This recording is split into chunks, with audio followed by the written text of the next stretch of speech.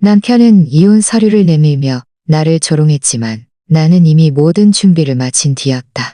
민준과 결혼하던 해 그는 월세조차 내기 버거워하는 가난한 청년이었다. 그때 나의 부모님은 그가 성실하고 끈기 있으며 비록 집안 형편은 어려워도 나에게만 잘해주면 살림은 점차 나아질 것이라 생각하셨다. 우리 집은 작은 사업을 했기에 대단한 부자는 아니었지만 민준의 집보다는 훨씬 나았다. 결혼 전 민준은 부모님이 편찮으셔서 예물을 준비할 여유도 없고 신혼집 계약금조차 넣으셔서 예물을 준비할 여유도 없고 나는 그런 그가 안쓰러워 부모님께 말씀드렸고 마음 약하신 부모님은 예물을 받지 않으셨을 뿐만 아니라 우리가 신혼집 계약금으로 쓸 2천만 원까지 내주셨다. 심지어 인테리어 비용까지 우리 집에서 부담했다. 그때 민주는 내 손을 잡고 눈시울을 붉히며 말했다. 지은 씨, 정말 고마워요. 앞으로 꼭 열심히 해서 지은 씨를 행복하게 해줄게요. 지은 씨와 부모님의 은혜를 절대 저버리지 않을 거예요. 그때 나는 그의 말을 믿었고 사람을 잘못 보지 않았다고 생각했다. 하지만 결혼 후 1년이 지나자 민주는 변했다. 그는 회사에서 승진하여 월급도 많이 올랐지만 집에 돌아오는 시간은 점점 늦어졌고 말도 점점 거칠어졌다. 한 번은 그에게 부모님을 뵈어갈 시간을 내달라고 말했더니 그는 짜증스럽게 말했다. 지금 바빠 죽겠는데 언제 처가에 가요? 장인어른 장모님께 무슨 일이 있는 것도 아니고 며칠 늦게 가면 어떻다고 그래요? 나는 순간 멍해졌다. 그가 이런 말을 할 줄은 몰랐다. 예전에는 늘 내단 말을 할 줄은 몰랐다. 당신 집이 나한테 대단한 도움이라도 준 것처럼 굴지 마요. 내가 지금 승진한 건 내 실력 덕분이지 당신 집이랑은 아무 상관없다고요. 그의 말을 듣고 나는 너무나 서러워 눈물이 왈칵 쏟아졌다. 그가 내가 우는 것을 보고도 위로하기는커녕 문을 쾅 닫고 서재로 들어가 밤새도록 나오지 않았다. 그날 이후 민주는 나에게 점점 더 냉담해졌다. 그는 더 이상 회사 일을 공유하지 않았고 내 생활에도 관심을 두지 않았다. 때로는 며칠 동안 한마디도 하지 않을 때도 있었다. 부모님은 우리 사이에 문제가 있음을 눈치채시고 무슨 일이냐고 물으셨지만 나는 걱정하실까봐 아무것도 아니에요. 민준 씨가 일이 많아서 그래요 라고만 말할 수밖에 없었다. 한 번은 가족 모임에서 엄마가 내게 몰래 속삭였다. 지은아, 민준이가 요즘 좀 건방져진 것 같지 않니? 지난번에 엄마가 너 잘 챙겨달라고 했더니 표정이 영 불편해 보이더라. 너도 조심해라. 혹시라도 그 애한테 무시당하지 않게. 나는 고개를 끄덕였지만 마음이 영 좋지 않았다. 나는 민준이 마음속 깊이 약간의 열등감을 가지고 있다는 것을 알고 있었다. 우리 집 덕분에 발판을 마련했다고 생각했고 이제 승진했으니 나보다 우월하다는 것을 증명하고 싶어 하는 것 같았다. 하지만 그렇다고 나를 이렇게 대할 수는 없지 않은가. 또 한 번은 우연히 민준의 휴대전화에서 낯선 여자와의 대화 기록을 보게 되었다. 내용은 과도하지 않았지만 말투가 무척 애매했다. 내가 누구냐고 묻자 그는 회사 동료라고 대답하며 오히려 내게 휴대전화를 훔쳐봤다고 비난하며 나를 믿지 못한다고 화를 냈다. 나는 그와 다투기 시작했지만 그는 비웃으며 말했다. 당신, 나한테 미쳐 날뛰지 마요. 당신이 나랑 헤어지면 잘 살 수 있을 것 같아요? 당신이 먹고 입고 쓰는 것 중에 내 돈 아닌 게 뭐가 있어요? 나랑 이혼하면 당신은 살 곳조차 없을걸? 나는 그때 너무 화가 나서 온몸이 떨렸다. 그가 이런 말을 할 줄은 몰랐다. 신혼집 계약금은 우리 집에서 냈고 인테리어 비용도 우리 집에서 댔는데 그가 감히 내가 그와 헤어지면 살 곳이 없을 거라고 말하다니. 하지만 나는 그의 오만한 모습을 보며 갑자기 냉정을 되찾았다. 그와 다투는 것은 소용없고 그가 나를 더 무시하게 만들 뿐이라는 것을 알았다. 그날부터 나는 마음속으로 굳게 결심했다. 만약 그가 정말로 나를 배신한다면 나는 그가 말한 것처럼 감히 이혼하지 못하는 사람이 아니라는 것을 보여줄 것이다. 그에게 내가 그 없이는 못 사는 사람이 아니며 그가 함부로 무시할 수 있는 사람도 아니라는 것을 알게 해줄 것이다. 그때 나는 민준의 마음속 열등감이 이미 오만함으로 변해버렸다는 것을 깨닫지 못했다. 그는 내가 그 없이는 못을 깨닫지 못했다. 민준과 다툰 후부터 나는 더욱 조심했다. 그는 여전히 매일 밤늦게 돌아왔고 가끔은 내 것이 아닌 향수 냄새를 풍겼다. 휴대전화는 늘 무음으로 해놓았고 샤워할 때도 휴대전화를 욕실로 가져갔다. 어느 주말 민주는 회사에서 야근해야 한다며 아침 일찍 나갔다. 나는 집을 청소하다가 서재에서 어제 그가 입었던 양복 재킷이 소파 밑에 떨어져 있는 것을 발견했다. 허리를 굽혀 재킷을 집어들자 주머니에서 영화표 한 장과 여성용 립스틱 한 개가 떨어졌다. 영화표에 찍힌 날짜는 어제 그가 야근한다고 했던 날이었다. 시간은 저녁 8시 커플 좌석이었다. 그 립스틱은 말린 장미색으로 나는 한 번도 이 색깔을 사본 적이 없었고 내가 쓰는 브랜드도 아니었다. 나는 영화표와 립스틱을 들고 온몸을 떨었다. 전에는 그저 그가 동료들과 사이가 좋은 것뿐이라고 스스로 위로했었는데 이제 보니 전혀 그런 일이 아니었다. 나는 소파에 앉아 생각할수록 화가 났고 눈물이 멈추지 않았다. 저녁에 민준이 돌아오자 나는 영화표와 립스틱을 그의 앞에 내밀며 물었다. 이게 다 무슨 일이에요? 어제 야근한 거 아니죠? 이 립스틱은 누구 거예요? 민준은 물건들을 보고 얼굴색이 변했지만 이내 평정을 되찾았다. 그는 립스틱을 들어보며 말했다. 이거요? 회사 인턴인 하늘씨 건데 어제 나한테 업무 보고하다가 실수로 내 옷에 떨어뜨린 거예요. 영화표는 고객이 준 건데 안 보고 주머니에 넣어뒀다가 실수로 떨어진 거고요. 실수로 당신 옷에 떨어졌다고요? 나는 비웃었다. 그 인턴이 업무 보고를 하다가 립스틱을 당신 양복 주머니에 떨어뜨릴 수 있어요? 그리고 영화표는 고객이 준 커플서표라니 내가 그걸 믿을 것 같아요? 민주는 미간을 찌푸리며 짜증스러운 목소리로 말했다. 당신 왜 이렇게 따지고 드는 거예요? 겨우 영화표 한 장, 립스틱 하나 가지고 뭘 그렇게 호들갑을 떨어요? 내가 실수라고 했잖아요. 뭘 더 원하는 거예요? 실수요? 나는 자리에서 일어나 그의 눈을 똑바로 보며 말했다. 그럼 설명해봐요. 왜 요즘 항상 밤늦게 돌아오죠? 왜 휴대전화는 늘 무음이고요? 왜 당신 몸에서 다른 여자의 향수 냄새가 나는 거죠? 민주는 내 질문에 할 말을 잃었다. 그는 화가 나서 테이블을 쾅 치며 말했다. 내가 업무상 술자리가 많아서 몸에 향수 냄새가 좀 배는 건 당연한 거예요. 당신은 하루 종일 미친 여자처럼 의심만 하고 다니는군요. 내가 의심한다고요. 나는 온몸이 떨릴 정도로 화가 났다. 당신이 떳떳하고 행동이 바르다면 내가 의심하겠어요?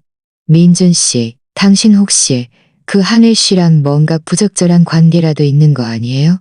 민준은 얼굴이 흑빛이 되어 나를 노려보며 말했다. 있으면 어떻고 없으면 어때요? 내가 그 애랑 관계가 있든 없든 당신이 상관할 바 아니에요. 내가 당신 없이는 못 살 것 같아요. 당신은 직업도 없고 수입도 없고 전부 내가 먹여 살리고 있잖아요. 나랑 이혼하면 밥도 못 먹을 걸.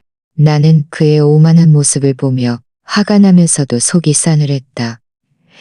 그가 감히 내가 이혼하지 못할 것이라고 확신하고 나를 이렇게 무시하다니.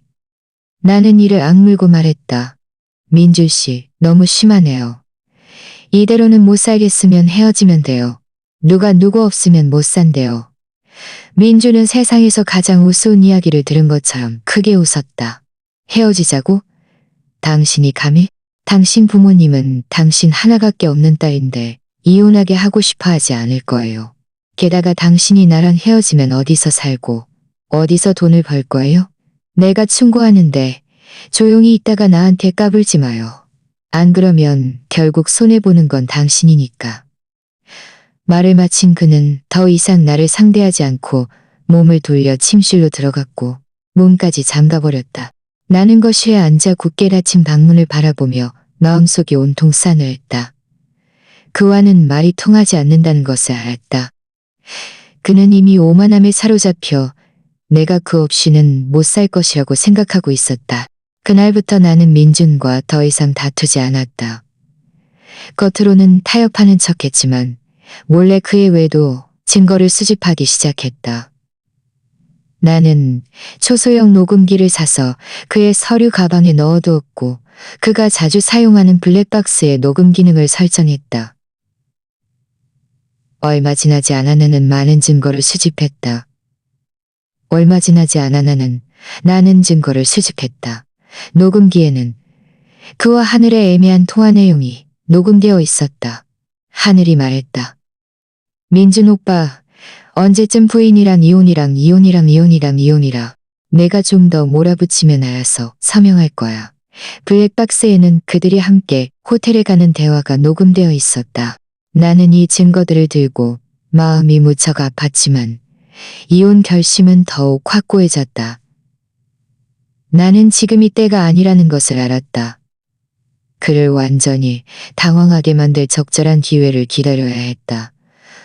나는 또 몰래 변호사와 상담하여 우리 집에서 집 구매와 인테리어, 비용을 댔다는 증거들을 모두 정리했고 변호사에게 이혼 합의서를 작성해달라고 부탁했다.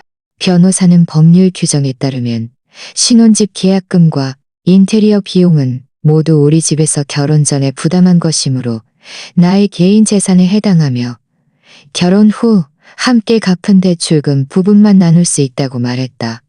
민준의 외도는 유책 사유이므로 재산 분할 시 내가 더 많이 받을 수 있다고 했다. 변호사의 말을 듣고 나는 더욱 확신이 생겼다. 나는 미리 서명해둔 이혼 합의서를 가방에 넣어두고 민준이 후회할 순간을 기다렸다.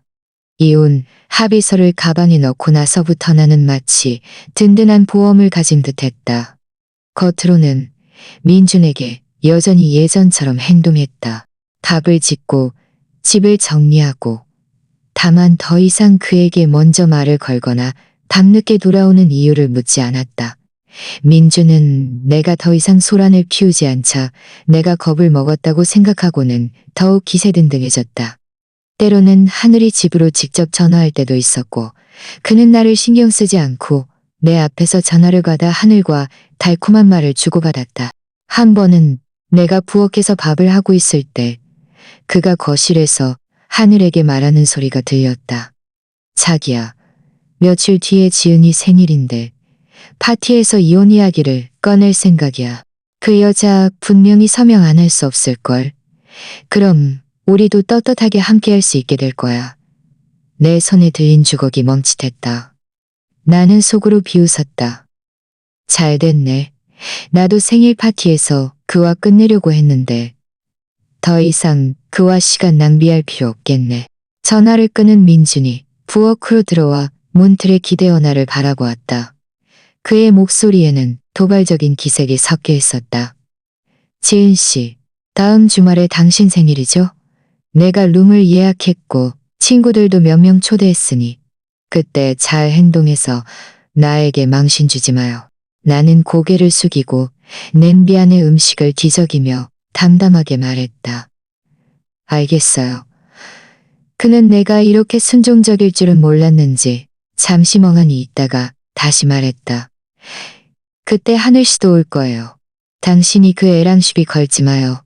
안 그러면 모두가 불편해질 테니까. 내 마음속에서 화가 치밀어 올랐지만 나는 꼭 눌러 참았다. 고개를 돌려 그를 바라보며 평온하게 말했다. 그 애랑 시비 걸지 않을 테니 걱정 마세요.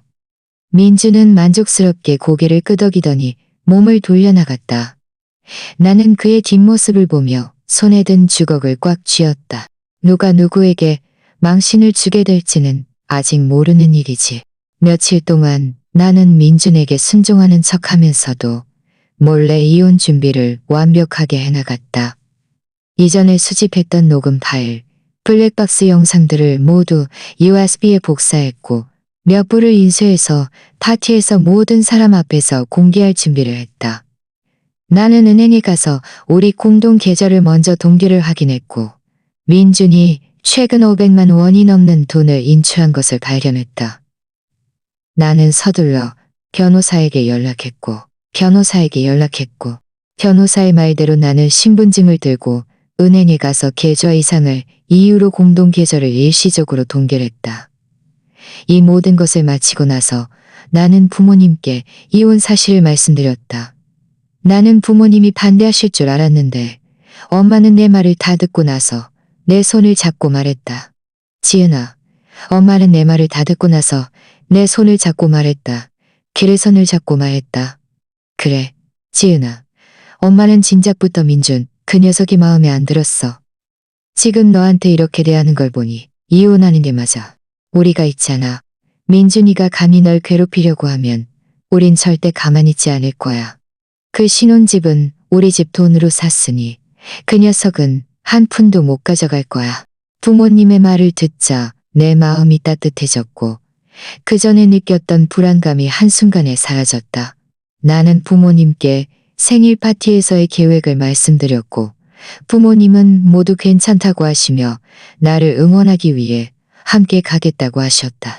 생일 파티 전날 나는 백화점에 가서 새 옷을 사고 여는 화장을 했다. 파티에서 초라하게 보이고 싶지 않았다.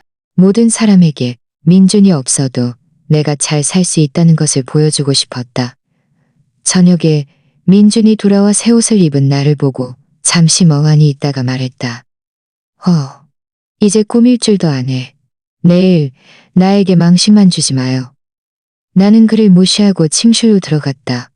그는 내가 여전히 자신을 두려워한다고 생각했는지 더 이상 말하지 않고 혼자 거실에 앉아 휴대전화를 만지며 하늘과 뜨겁게 채팅하고 있었다. 나는 채팅하고 있었다.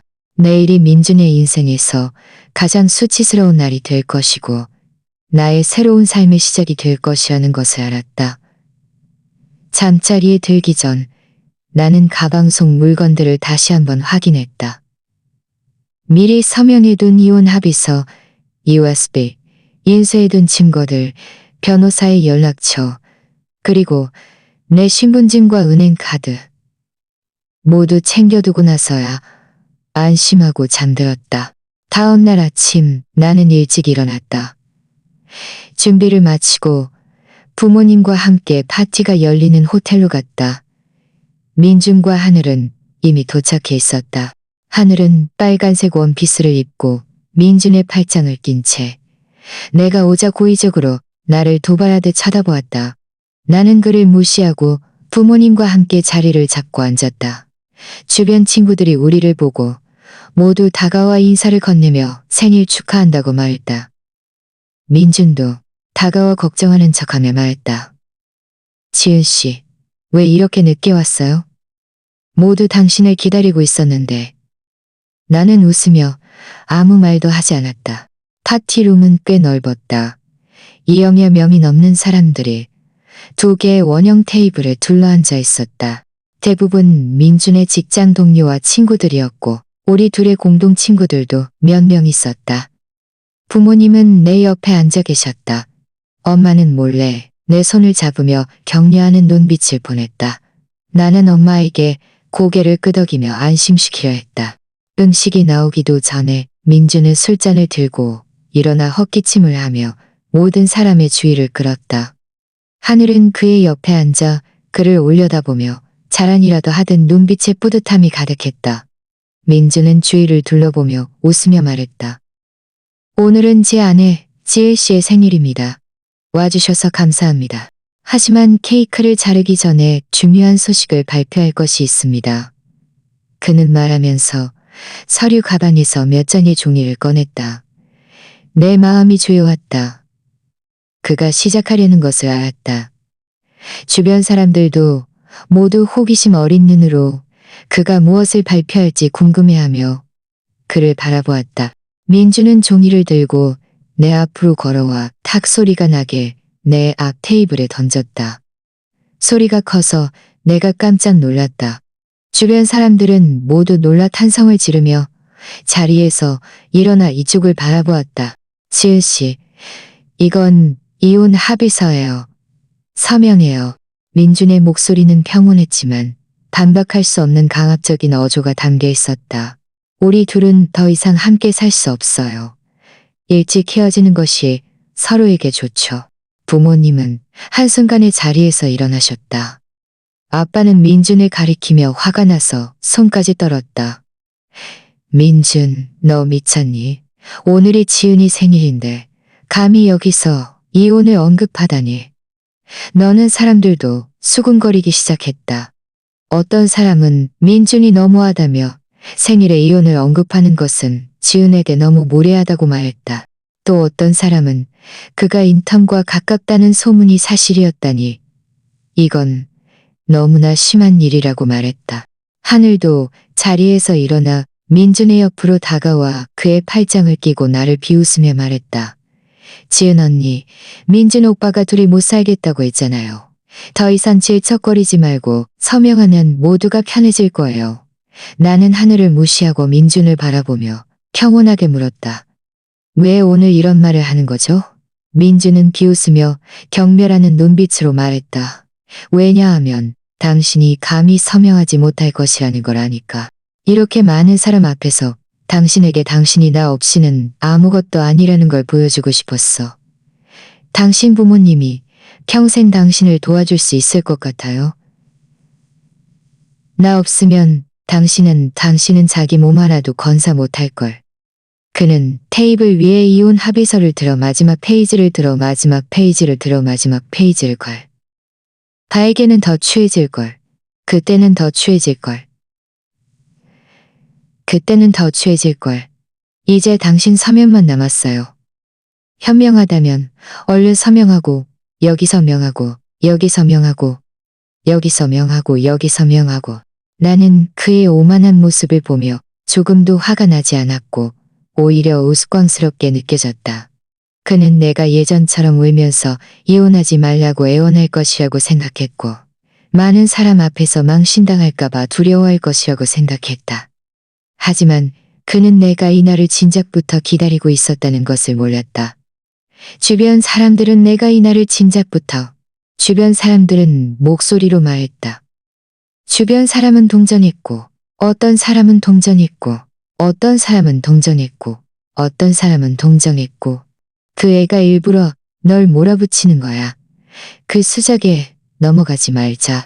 민주는 내가 움직이지 않자 다시 비웃기 시작했다. 뭐야, 감히 못하는 거야? 내가 그럴 줄 알았어. 당신은 감히 못할 거야. 시끄럽게 굴 줄은 알더니 지금은 왜 아무 말도 못해? 나랑 헤어지면 누가 당신을 먹여 살릴까봐 두려워? 하늘도 거들며 말했다. 맞아요, 지은 언니. 연기 그만하고 얼른 서명해요. 언니는 민준 오빠랑 전혀 안 어울려요. 민준 오빠는 나랑 함께해요. 나는 깊이 숨을 들이쉬고 천천히 일어섰다. 민준과 하늘을 바라보고 다시 주변 사람들을 보며 말했다. 민준 씨, 제가 감히 서명하지 못할 거라고 정말 생각해요? 제가 당신 없이는 못 살 거라고 정말 생각해요? 민준은 비웃었다. 아니면 뭔데? 당신이 누군데? 나 없으면 당신은 아무것도 아니야. 나는 더 이상 그와 쓸데없는 말을 하지 않았다. 내 가방에서 미리 준비해둔 이혼 합의서를 꺼내 그의 앞으로 걸어가 그가 나에게 던진 것과 똑같은 동작으로 합의서를 그의 앞 테이블에 던졌다. 똑똑히 봐요. 나는 합의서에 있는 내 서명을 가리키며 말했다. 이건 제가 진작부터 서명해둔 이혼 합의서예요. 당신의 이 한마디를 기다리고 있었을 뿐이죠. 당신이 대단하다고 생각해요? 제가 당신과 이혼하는 것을 아까워할 거라고 생각해요? 민준 씨, 너무 자만심이 강하네요. 민준은 내가 이미 서명해둔 합의서를 보고 얼굴에 웃음이 한순간에 굳어버렸다.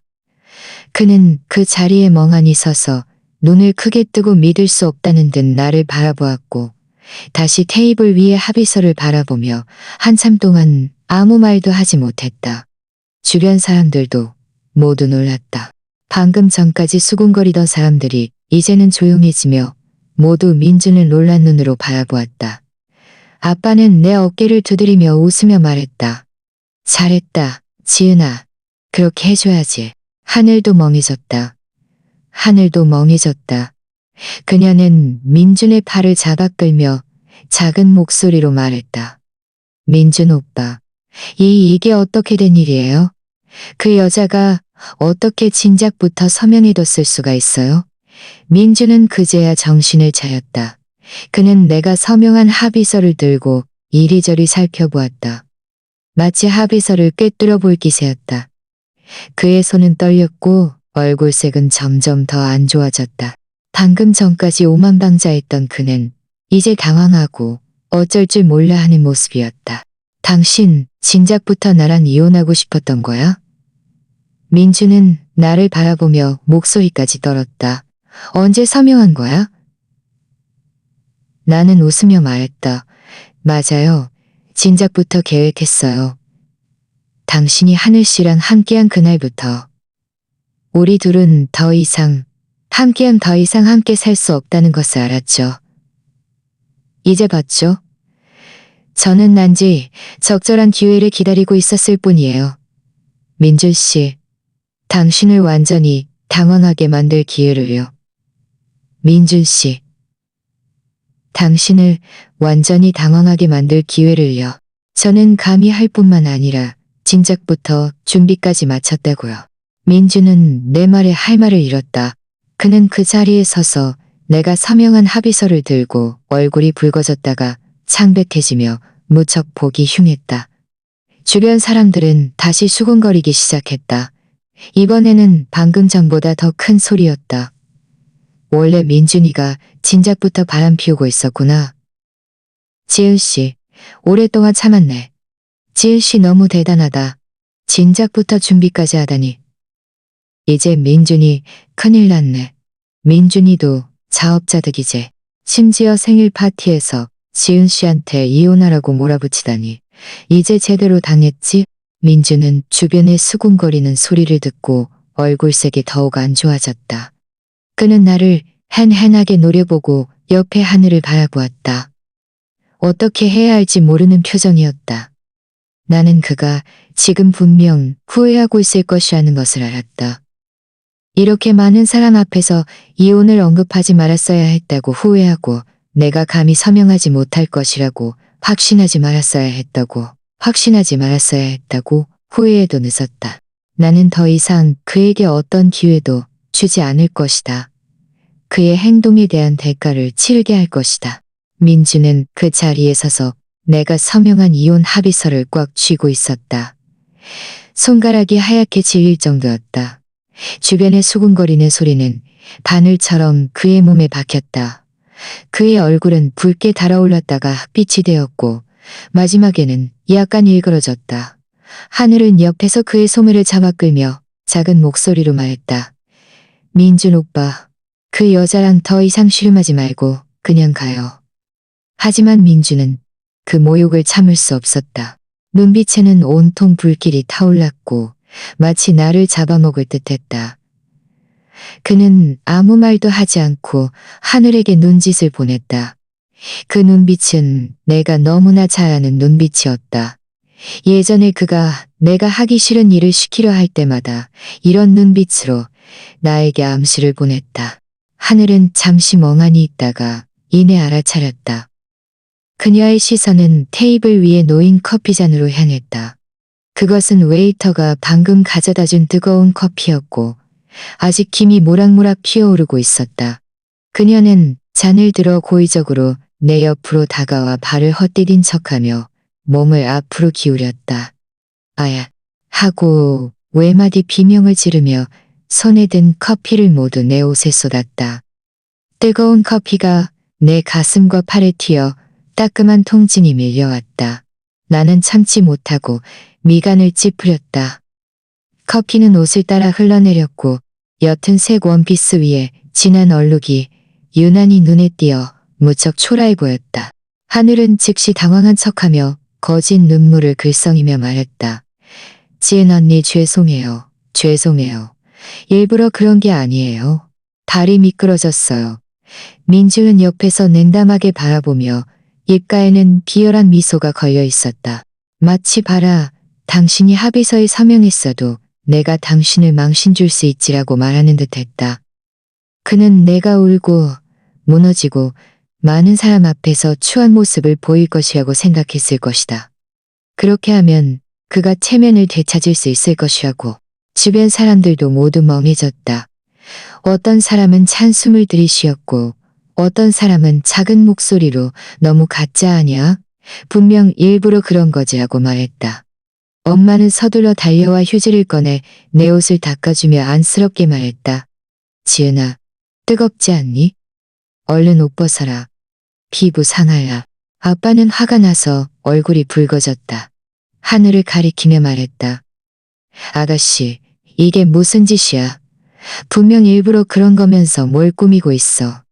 얼른 우리 딸한테 사과해. 하늘은 민준 뒤로 숨어 그의 칼을 잡고 말했다. 민준 오빠, 저는 정말 일부러 그런 게 아니에요. 보세요. 아저씨 아주머니가 저를 오해하고 있잖아요. 민준은 하늘을 감싸며 아빠에게 말했다. 그렇게 말하지 마세요. 하늘 씨는 실수였을 뿐이에요. 별일도 아닌데 뭘 그렇게 호들갑 떨어요? 별일도 아니라고? 아빠는 화가 나서 떨었다. 커피가 뜨거웠잖아. 지은이 팔이 다 빨개진 거 안 보이니? 너는 사람도 아니야? 네가 바람 피운 것도 모자라 다른 여자 시켜서 내 딸을 괴롭히다니. 나는 아빠를 붙잡고 고개를 저으며 말했다. 괜찮아요. 화내지 마세요. 그럴 가치도 없어요. 나는 가방에서 물티슈를 꺼내 옷에 묻은 커피 얼룩을 천천히 닦았다. 동작은 침착했고 조금도 당황하지 않았다. 사실 방금 커피가 튀었을 때 정말 아팠고 화도 났지만 지금은 당황해서는 안 된다는 것을 알았다. 민준과 하늘이 뜻대로 되게 해서는 안 된다. 나는 고개를 들어 하늘을 바라보며 평온하게 말했다. 하늘씨, 일부러 그런 건지 아닌지는 모두가 잘 알죠. 굳이 꾸밀 필요 없어요. 하지만 괜찮아요. 커피 한 잔일 뿐인데 이 정도는 감당할 수 있어요. 그리고 다시 민준을 보며 말했다. 민준 씨, 당신은 그 애가 저에게 커피를 끼얹으면 제가 무너질 거라고 생각해요. 이렇게 하면 당신이 체면을 되찾을 수 있을 거라고 생각해요. 당신은 이렇게 할수록 모두가 당신을 더 비열하고 한심하게 생각할 뿐이에요. 주변 사람들도 모두 동의했다. 맞아, 민준이 너무하네. 졌으면 이런 수작을 부리지 말아야지. 하늘이도 좋은 애는 아니네. 일부러 커피 끼얹고 시침이 떼다니. 예전에는 민준이 괜찮다고 생각했는데 이렇게 무책임한 줄은 몰랐네. 바람 피우고 아내까지 괴롭히다니. 민준은 이 말들을 듣고 얼굴색이 더욱 안 좋아졌다. 그는 내가 이렇게 침착할 줄은 몰랐고 모두가 내 편을 들 줄은 더욱 몰랐다. 그는 입을 열어 반박하려 했지만 무슨 말을 해야 할지 몰랐다. 하늘도 당황했다. 하늘도 당황했다. 그녀는 일이 이렇게 될 줄은 몰랐다. 민준을 도와주려다가 오히려 자신이 모두의 표적이 된 것이다. 그녀는 민준의 손을 잡고 말했다. 민준 오빠, 그냥 가요. 여기 너무 재미없어요. 민준은 나를 한한하게 노려보고 다시 주변 사람들을 바라보았다. 이를 악물고 말했다. 가자. 지은 씨, 너무 기고만장해하지 마요. 이혼이 그렇게 쉽지 않을걸. 이 합의서, 난 인정 안 해. 말을 마친 그는 하늘을 잡아 끌고 뒤도 돌아보지 않고 문 쪽으로 걸어갔다. 문턱에 다다랐을 때 하늘은 발을 헛디뎌 넘어질 뻔했고 모습이 무척 초라했다. 그들의 뒷모습을 보며 나는 안도의 한숨을 내쉬었다. 팔의 따끔한 통증은 여전했지만 마음속은 무척 시원했다. 엄마는 계속해서 내 옷에 묻은 커피 얼룩을 닦아주며 말했다. 지은아, 너 방금 너무 침착했어. 엄마는 네가 조마조마했단다. 나는 웃으며 말했다. 엄마, 제가 당황했으면 그들의 덫에 걸리는 거잖아요. 지금 이렇게 하는 게 그들에게 가장 좋은 반격이에요. 주변 친구들도 모두 다가와 나를 위로했다. 지은아, 너무 마음에 두지 마. 민준이랑 하늘이는 자업자득이야. 그런 사람과는 일찍 헤어지는 게 좋아. 앞으로 분명 더 좋은 사람 만날 거야. 생일 축하해, 지은아. 그들 때문에 기분 망치지 마. 나는 모두에게 고맙다고 말한 뒤 웨이터에게 테이블을 치워달라고 하고 다시 음식과 케이크를 주문했다. 나는 오늘이 내 생일이니 그들 때문에 기분 망칠 수 없다고 말했다. 모두 계속 먹고 즐겨요. 행복한 게 가장 중요하죠. 모두 웃으며 맞아, 행복한 게 가장 중요해. 라고 말한 뒤 다시 자리에 앉았고 분위기는 다시 활기차게 돌아왔다. 내 옆에서 나를 걱정해주는 엄마와 친구들을 보며 내 마음은 따뜻해졌다. 민준이 없어도 내 삶은 여전히 멋질 것이고 어쩌면 더 멋질 수도 있다는 것을 알았다. 식사 중에 민준의 직장 동료 몇 명이 내게 몰래 다가와 말했다. 지은 씨, 죄송해요. 전에는 민준 씨가 이런 사람인 줄 몰랐어요. 늘 괜찮은 사람이라고 생각했는데 앞으로 혹시라도 도움이 필요하면 언제든지 말해주세요. 나는 웃으며 말했다. 괜찮아요. 여러분도 상황을 몰랐을 테니 사과할 필요 없어요. 사실 나는 그들을 이해할 수 있었다. 예전에 민주는 회사에서 정말 완벽하게 행동했기에 케이크를 다 먹고 모두 잠시 이야기를 나누다가 각자 헤어졌다. 나와 부모님도 집으로 돌아왔다. 집으로 돌아오는 길에 엄마가 말했다. 지은아, 오늘 네가 정말 잘했어. 엄마는 네가 자랑스럽다. 그런데 민준이가 합의서를 인정하지 않는다고 했는데 혹시 무슨 수작을 부리지는 않을까? 나는 고개를 끄덕이며 말했다. 분명 수작을 부리지는 않을까? 분명 수작을 부리지는 않았다. 분명 수작을 부릴 거예요. 하지만 저는 이미 준비를 마쳤어요. 변호사도 도와주고 있고 이전에 수집한 증거들도 있으니 우리가 있잖아. 그 녀석이 감히 수작을 부리면 절대 가만두지 않을 거야. 집에 돌아와 깨끗한 옷으로 갈아입었다. 팔에 커피로 데인 붉은 자국을 보며 나는 속으로 다짐했다. 민준, 하늘 두고 봐. 이 커피 내가 그냥 맞지 않을 거야. 너희가 내게 빚진 것 내가 하나하나 돌려받을 거야. 집으로 돌아온 다음 날 나는 아직 잠에서 깨기도 전에 급한 노크 소리에 잠이 깼다. 엄마가 문을 열었고 곧 민준의 목소리가 들렸다. 그의 목소리는 무척 거칠었다. 지은이 어디 있어요?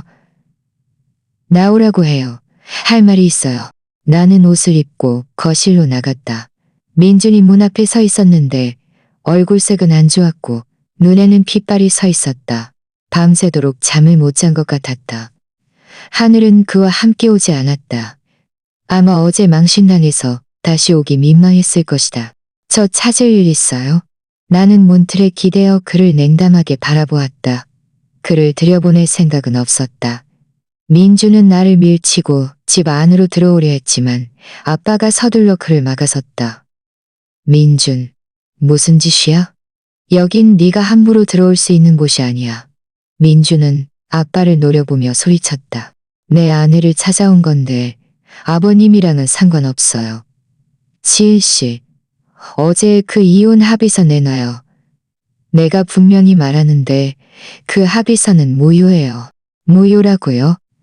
나는 비웃으며 가방에서 이미 서명해둔 이혼 합의서와 인쇄해둔 녹음 증거를 꺼냈다. 민준 씨, 똑똑히 봐요. 이 합의서에는 내 서명도 있고 당신 서명도 있어요.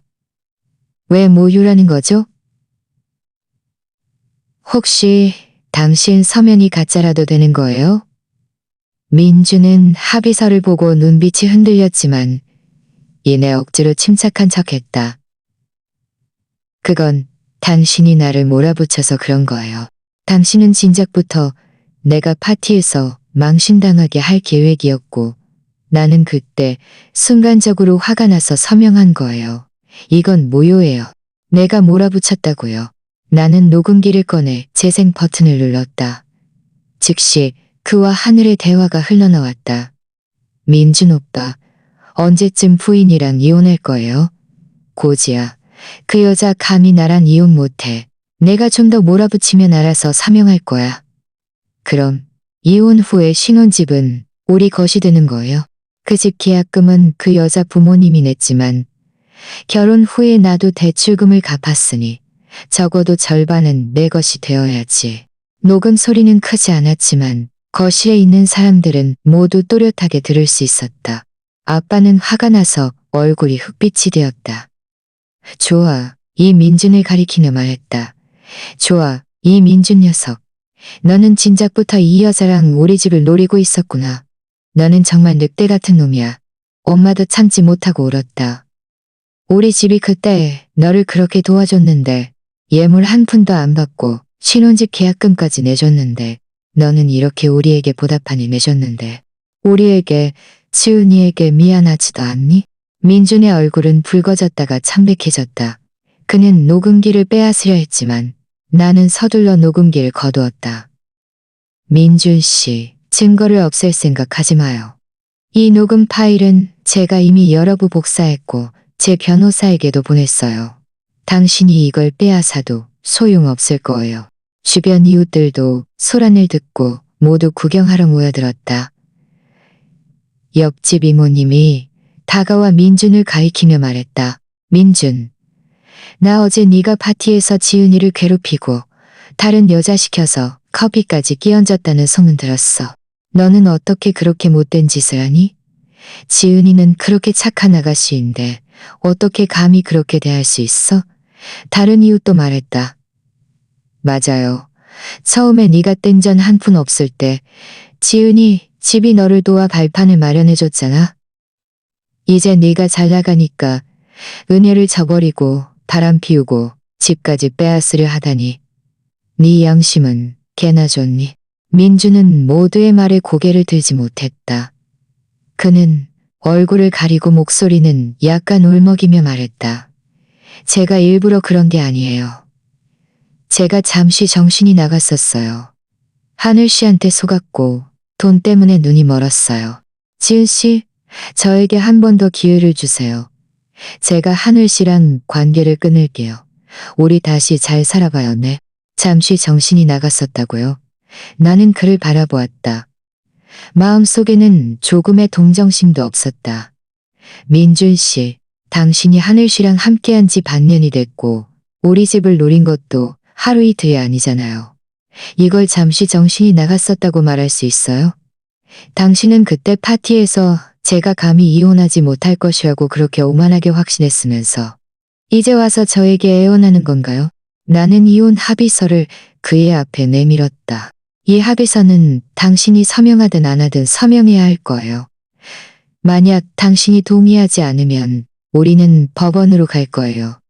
그때 저는 증거와 우리 집을 노린 녹음 파일을 모두 판사님께 제출할 거예요. 그때 당신은 집을 분할받지 못할 뿐만 아니라 명의도 실추될 거예요. 알아서 하세요. 민주는 나의 단호한 눈빛과 주변 이웃들의 분노한 얼굴을 보며 자신이 더 이상 물러설 곳이 없다는 것을 알았다. 그는 떨리는 손으로 펜을 들어 이혼 합의서에 서명했다. 눈물이 종이에 떨어져 먹물이 번졌다. 됐어요. 이제 가도 돼요. 나는 합의서를 거두며 그에게 말했다. 앞으로의 재산 분할은 제 변호사가 당신에게 연락할 거예요. 당신은 협조하는 게 좋을 거예요. 더 이상 수작 부리지 마세요. 안 그러면 당신에게 좋을 것 없을 테니까. 민주는 아무 말도 하지 않고 천천히 일어섰다. 마치 주인을 잃은 개처럼 고개를 숙이고 천천히 걸어 나갔다. 주변 이웃들은 여전히 그를 수군거렸다. 어떤 사람은 자업자득이지. 진작 알았으면 왜 그랬니? 라고 말했고 어떤 사람은 지은 씨가 잘했어. 저런 사람한테는 마음 약해지면 안 되라고 말했다. 나는 이웃들에게 고맙다고 말하고 문을 닫았다. 엄마가 다가와 내 손을 잡고 말했다. 지은아, 힘들었지? 나는 고개를 저으며 웃으며 말했다. 엄마, 힘들지 않아요. 이제 드디어 해방됐어요. 앞으로 우리 잘 살 수 있을 거예요. 아빠도 말했다. 그래. 앞으로는 그런 불행했던 일은 생각하지 말자. 지은아, 네가 일하고 싶으면 아빠가 일자리 찾아줄게. 사업하고 싶으면 아빠가 지지해줄게. 내 마음은 따뜻해졌다. 비록 이 결혼 생활이 나에게 많은 상처를 주었지만 이제 드디어 끝났다. 나는 새로운 삶을 시작할 수 있었다. 앞으로 갈 길이 멀다는 것을 알았지만 부모님의 지지와 친구들의 관심이 있다면 분명 잘 살 수 있을 것이다. 오후에 나는 서명된 이혼 합의서를 변호사에게 가져다 주었다. 변호사는 합의서를 보고 웃으며 말했다. 이지은 씨, 정말 잘하셨어요. 증거가 충분해서 재산 분할에서는 분명히 마땅히 받을 것을 받으실 수 있을 거예요. 앞으로 제가 민준 씨에게 최대한 빨리 연락해서 재산 분할 문제를 논의할 테니 안심하세요. 나는 변호사에게 고맙다고 말하고 변호사 사무실을 나섰다. 나는 휴대전화를 꺼내 가장 친구에게 메시지를 보냈다. 나 이혼했어. 드디어 해방됐어. 앞으로 우리 함께 힘내자. 친구는 곧바로 답장했다. 너무 잘됐다. 지은아, 드디어 그 나쁜 놈한테서 벗어났구나. 저녁에 내가 밥 살게. 축하하자. 나는 웃으며 좋아. 라고 답장했다. 저녁에 친구와 밥을 먹으면서 나는 많은 이야기를 나누었다. 이 결혼 생활의 상처, 미래의 계획. 친구는 말했다. 지은아, 네가 이렇게 능력 있는데 앞으로 민준이보다 이상용배는 더 잘 살 거야.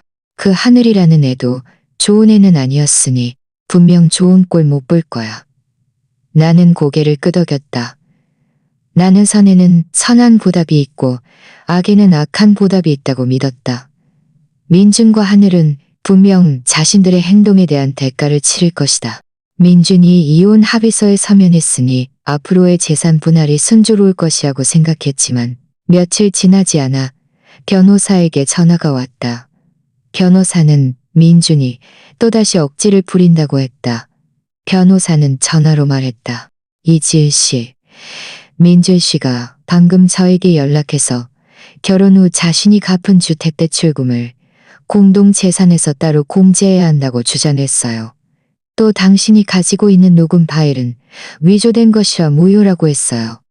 그리고 당신 집이 처음 해준 계약금 중 일부는 자신이 친구에게 빌린 돈이라고 하면서 당신에게 돌려달라고 요구했어요. 나는 듣다가 어이가 없어서 웃음이 나왔다. 민주는 정말 대단한 거짓말쟁이였다. 나는 변호사에게 말했다. 김 변호사님, 그가 말하는 것들은 모두 증거가 없어요. 주택대출 상환 기록은 제가 다 가지고 있어요. 매달 제 월급 계좌에서 자동 이체되었고 그는 몇 번 갚지도 않았어요. 그리고 우리 집 계약금은 모두 부모님이 은행에서 인출하신 돈으로 이체 기록도 있어서 그와는 상관없어요. 녹음 파일은 원본 파일도 있어서 위조된 것이야 있어서 위조된 것이 아니라는 것을 증명할 수 있어요. 나는 그것을 증명할 수 있어요. 김 변호사는 말했다. 알고 있습니다. 제가 당신에게 미리 알려드리는 거예요. 전화를 끊고 나는 이전에 정리해둔 주택대출 상환 기록, 계약금 이체 증명서 등을 모두 찾아 가방에 넣었다. 아빠는 옆에서 듣고 있다가 화가 나서 말했다. 저 민준 녀석은 정말 뻔뻔하네. 이미 합의서에 서명했는데도 또 수작을 부리려 하다니. 내일 내가 너랑 같이 가서 그 녀석이 감히 헛소리하는지 지켜볼 거야. 다음 날 나와 아빠는 함께 변호사 사무실로 갔다. 민주는 이미 와 있었다. 그는 소파에 앉아 있었고 옆에는 친구로 보이는 한 남자가 함께 있었다. 우리가 들어오자 민주는 일어서지 않고 나를 냉담하게 바라보았다. 김 변호사는 우리에게 앉으라고 한 뒤 바로 본론으로 들어갔다. 민준 씨, 오늘 여러분을 모신 것은 재산 분할 문제를 논의하기 위해서입니다. 이지은 씨 측에서는 관련 증거를 제출했습니다. 신혼집 계약금은 이지은 씨 부모님이 결혼 전에 부담하신 것으로 이지은 씨의 개인 재산입니다. 결혼 후 주택대 출금은 주로 이재은 씨가 상환했고 민준 씨는 단 3번 총 1억만 원을 상환했습니다. 공동 계좌에 500만 원이 넘는 돈은 이혼 전에 인출하셨는데 법률 규정에 따라 이 부분은 분할되어야 하므로 민준 씨는 이지은 씨에게 이 박난 원을 돌려주셔야 합니다. 민준은 즉시 반박했다. 아닙니다. 주택 대출금은 제가 분명 여러 번 갚았는데 어떻게 3번밖에 안 된다는 거죠? 그리고 공동 계좌의 돈은 제가 친구에게 빌린 돈으로 비상시에 사용하려고 한 것이지 재산 도피가 아닙니다. 또 계약금도 제가 처음에 500만 원을 냈는데 친구에게 빌린 돈이었어요. 지금 그 친구가 저에게 갚으라고 하는데 이 돈은 지은 씨도 갚아야 합니다. 그의 옆에 있던 남자도 거들며 말했다. 맞아요. 제가 증언할 수 있습니다. 민준이가 처음에 저에게 500만 원을 빌려 신혼집 계약금으로 썼고 아직 저에게 갚지 않았어요. 나는 그들이 한마디씩 주고받는 것을 보며 무척 우스꽝스러웠다. 나는 주택대출 상환 기록을 꺼내 민준 앞에 놓았다. 민준 씨, 이건 은행에서 발급한 상환 기록이에요. 여기에 매번 상환 날짜와 금액, 그리고 결제 계좌가 나와 있어요. 직접 봐요. 이 3번을 제외하고는 어느 것이 당신 계좌에서 빠져나간 돈이죠? 다른 건 모두 제 월급 계좌에서 지불되었어요. 감히 당신이 여러 번 갚았다고 말할 수 있어요? 민주는 기록을 들여다보며 얼굴색이 변했지만 다시 억지로 침착한 척했다. 제가 적게 갚았다고 해도 그 집에서 그렇게 오래 살았으니 저에게도 지분이 있어야죠. 그리고 공동 계좌의 돈은 제가 빌린 것이지 재산 도피가 아니에요. 나는 다시 은행 거래 내역서를 꺼내 위에 찍힌 이체 기록을 가리키며 말했다. 당신이 인출한 500만 원이 넘는 돈은 당신 여동생 계좌로 이체되었어요. 친구에게 빌렸다는 돈과는 전혀 상관없어요. 이건 은행 거래 내역서에 명확하게 나와 있어요. 또 뭘 변명하려고요. 민준의 얼굴은 한순간에 붉어졌다.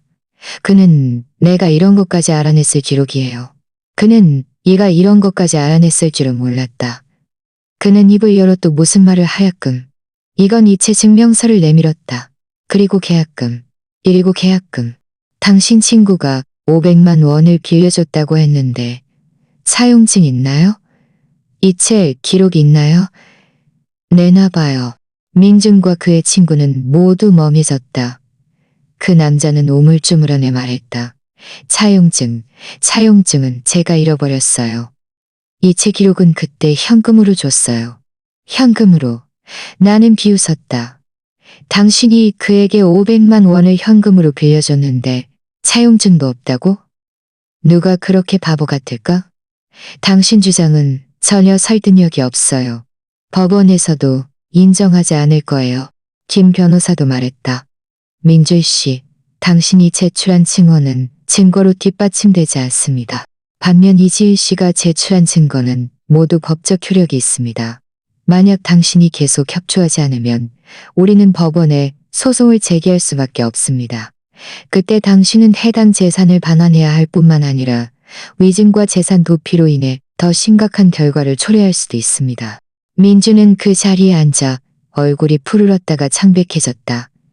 그는 내 손에 들린 증거들과 김 변호사의 엄숙한 표정을 보며 자신이 억지를 부려도 소용없다는 것을 알았다.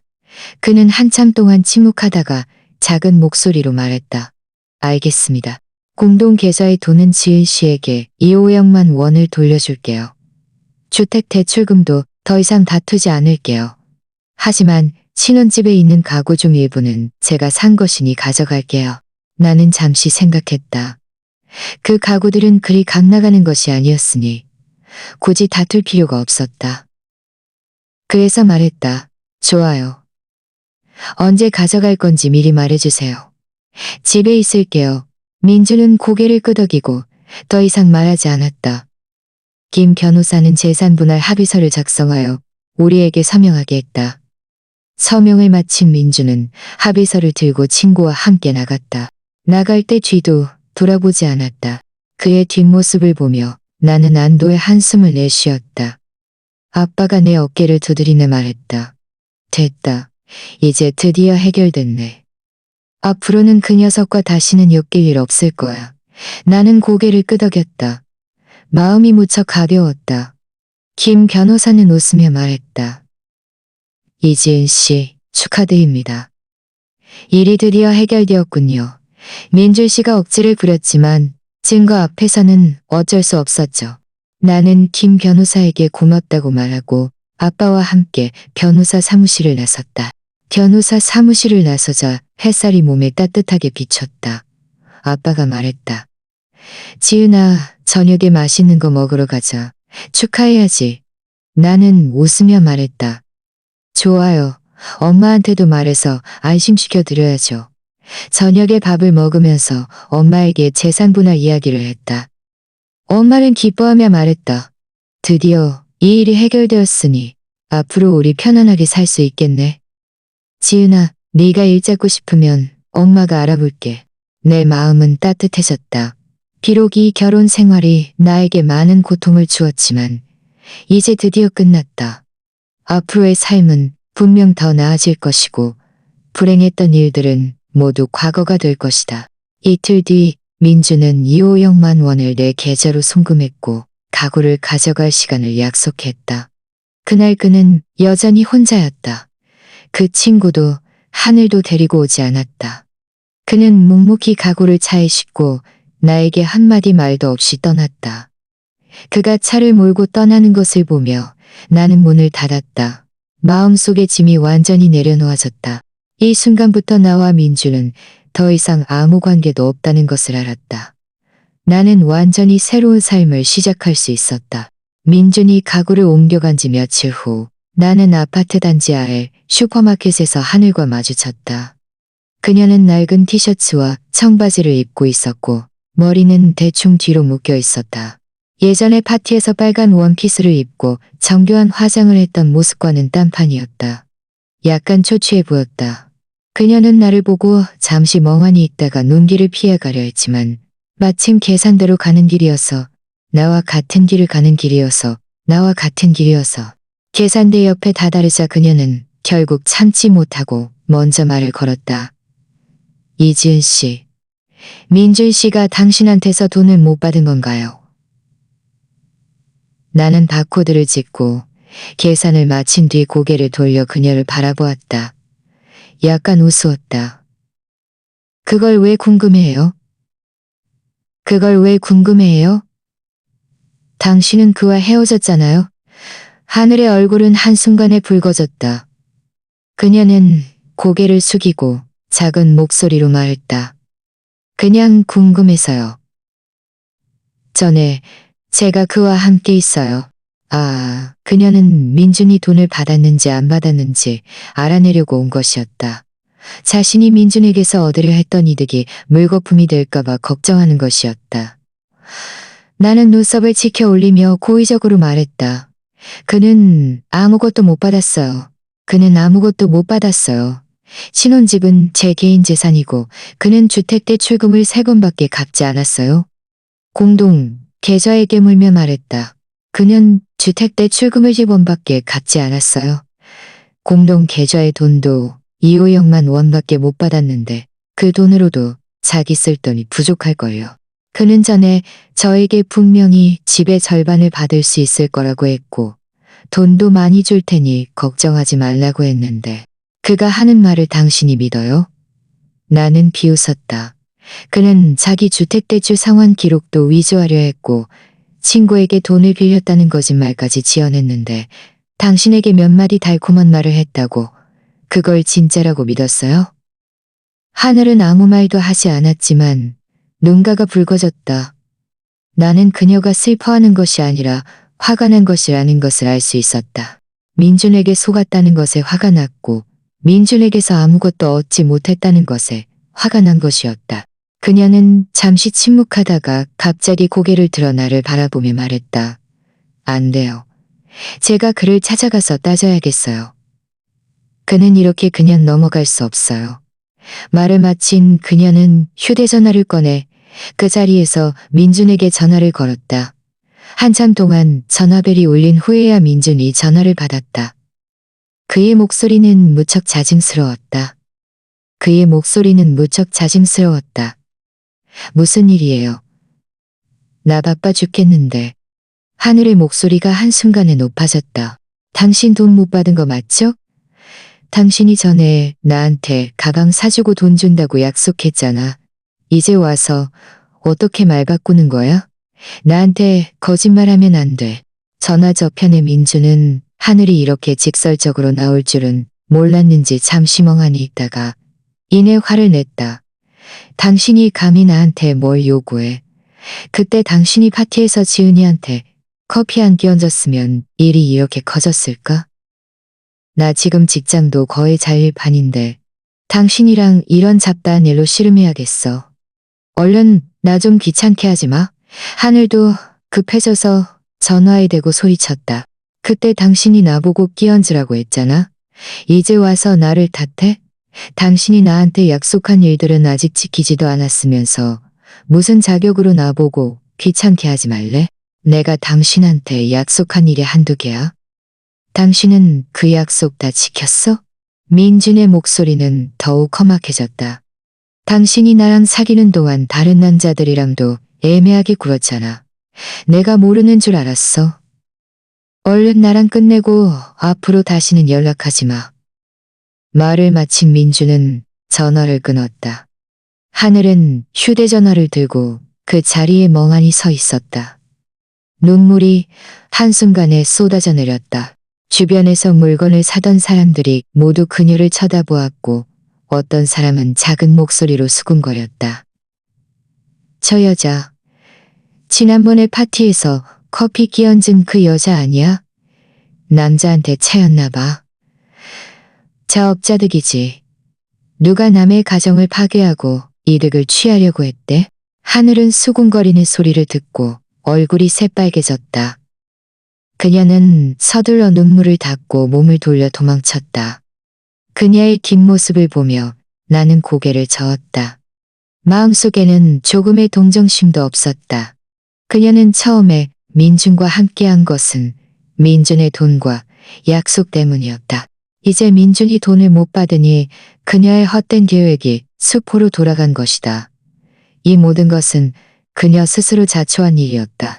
이틀 뒤 나는 이전에 공동 친구였던 선우에게서 하늘이 민준을 여러 번 찾아갔고 매번 민준과 다퉜다는 소식을 들었다.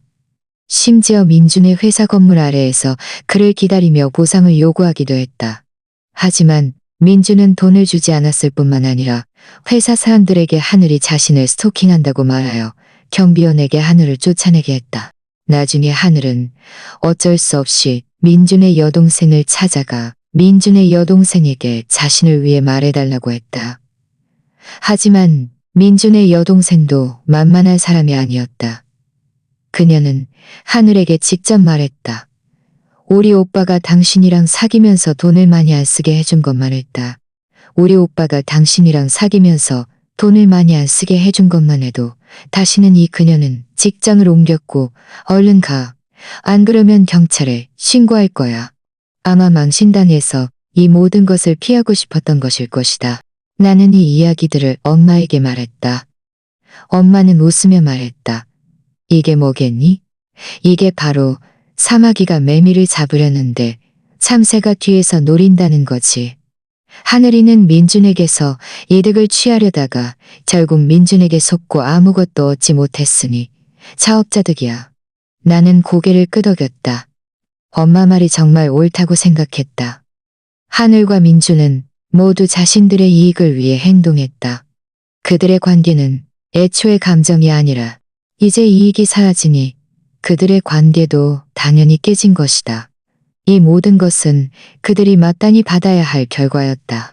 저녁에 친구와 영상통화를 했다. 친구가 말했다. 지은아, 너 그거 아니? 민준이 요즘 회사에서 엄청 힘들어. 부서장이 그가 바람 피우고 재산을 도피하려 했다는 걸 알고 인품에 문제가 있다고 생각해서 그가 맡고 있던 프로젝트를 모두 다른 사람에게 넘겼대. 심지어 멀리 떨어진 지사로 좌천시킨다고 했어. 나는 듣고도 전혀 놀라지 않았다. 민주는 인간으로서 그렇게 바닥을 치는 사람이었으니 좌천되는 것도 시간 문제였다. 나는 친구에게 말했다. 그건 그 자신의 선택이니 남을 탓할 수 없어. 그가 처음에 나랑 잘 살았더라면 오늘날 이런 지경에 이르지 않았을 거야. 맞아. 그는 자업자득이야. 너는 이제 잘 됐잖아. 그에게서 벗어났으니 앞으로 네 삶을 잘 살 수 있을 거야. 참, 너 전에 꽃집 차리고 싶다고 하지 않았어? 이제 시간도 있으니 준비 시작해도 되겠네. 꽃집 이야기가 나오자 나는 한순간에 흥분했다. 나는 친구에게 말했다. 맞아. 요즘 가게 자리 알아보고 있는데 아파트 단지 근처 상가에 괜찮은 곳을 봤어. 다음 주에 계약할 거야. 그때 꼭 와서 축하해줘야 해. 친구는 웃으며 말했다. 당연히 가야지. 그때 친구들 많이 데리고 가서 분위기 띄워줄게. 영상 통화를 끊고 나는 창밖의 야경을 바라보았다. 마음이 무척 행복했다. 민준과 하늘의 처지는 모두 그들 스스로 자초한 것이었다. 그리고 나는 드디어 과거의 그림자에서 나는 분명 열심히 꽃집을 운영해서 내 삶이 더욱 번창하게 만들 것이다. 친구와 꽃집 이야기를 나눈 다음 날 나는 바로 집주인과 가게 임대 계약을 맺었다. 가게는 그리 크지 않았지만 위치가 무척 좋았다. 아파트 단지 입구 상가에 있어서 오가는 사람들이 많았고 임대료도 합리적이었다.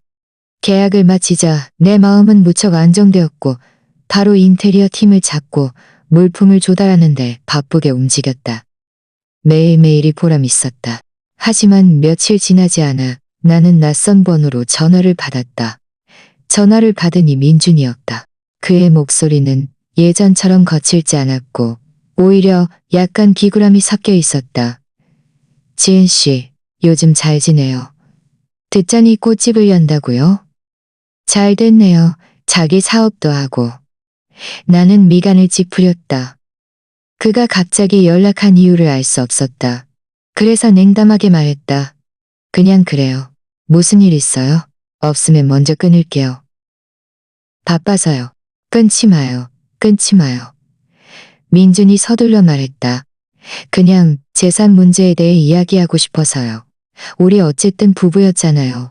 그 신혼집이 비록 당신 집이 계약금을 냈지만 나도 그렇게 오래 살았으니 보상 같은 게 있어야 하지 않을까요?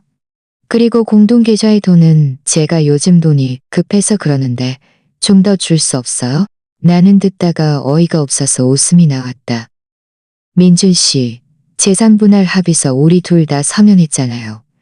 당신도 마땅히 받아야 할 2억만 원을 이미 받았고요. 이제 와서 또 보상을 요구하는 게 합당하다고 생각해요? 당신이 재산을 도피할 때는 나에게 조금이라도 남겨줄 생각은 안 했으면서. 민주는 내 말에 할 말을 잃었다. 그는 잠시 멈칫하다가 다시 말했다. 재산을 도피한 게 아니에요. 그냥 잠시 여동생에게 빌려준 건데 지금 여동생이 아직 안 갚았어요. 저도 어쩔 수 없잖아요. 보세요. 당신은 지금 꽃집을 열 거니까 돈이 부족할 리 없잖아요. 나한테 좀 더 주면 어떻다고 그래요?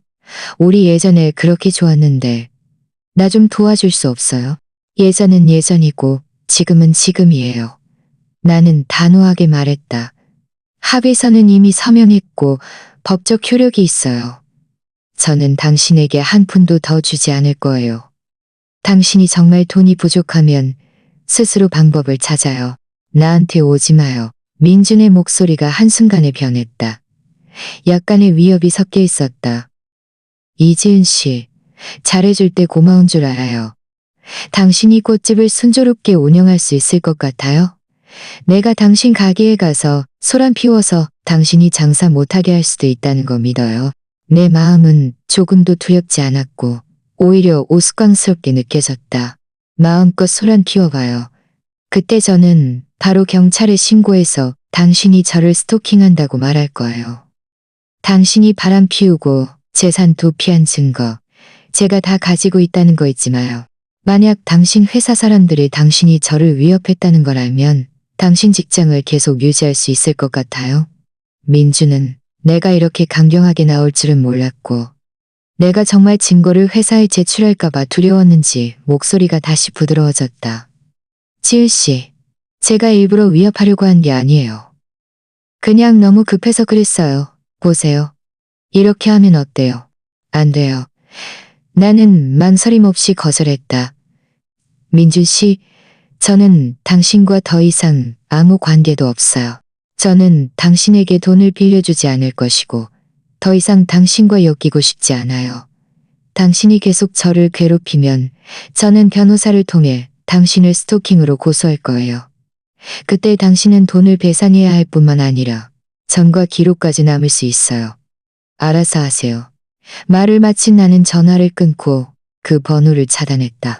나는 민준이 분명 순순히 물러서지 않을 것이라는 것을 알았기에 인테리어 팀장님께 미리 일러두었다. 혹시라도 낯선 사람이 와서 소란을 피우면 바로 나에게 전화해달라고. 과연 며칠 지나지 않아 인테리어 팀장님에게 전화가 왔다. 어떤 남자가 가게 앞에서 어슬렁거리며 자신들에게 내가 꽃집을 인테리어하는 것이 맞는지 물었고 욕설까지 했다고 했다. 나는 서둘러 달려갔다.